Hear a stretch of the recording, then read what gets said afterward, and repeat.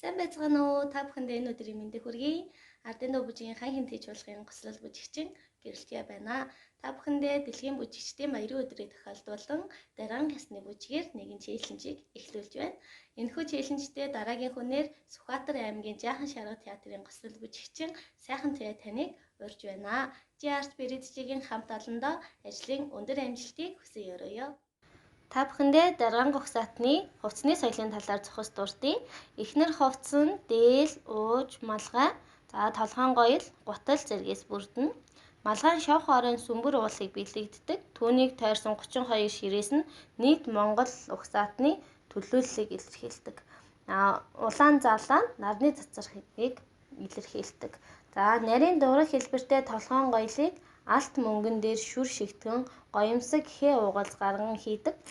Толгоон гоёл нь магнай, санчиг, сагалдраг, ээмэг гэсэн хэсгүүдээс бүрдэнэ. Эхнэр дээлийн ханцуйн торог туу залгаглуулсан эрийн гоёлтой, их биетэйгээ үргэлжээ нудрахтай, зах нь өндөр байх ба нэг хэмжээрээр хэмждэг. Ууж нь дээлний урттай тэнцүү байна. Ханцуугүй, ингэр туйш задгай, оноонд бүтэлсэлхийнээсээ ардаа урдаа оноотой байна. Уучны зах болон ингэрийг өргөн нэг хэмжээрээр хэмждэг.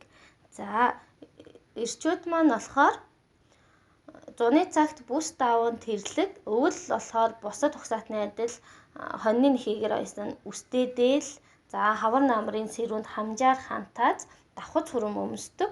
Даргангийн эрчүүд хилэн малгай, тоорцог, тов, маахуз, овоотой, шовгор ороотой малгай өмснө.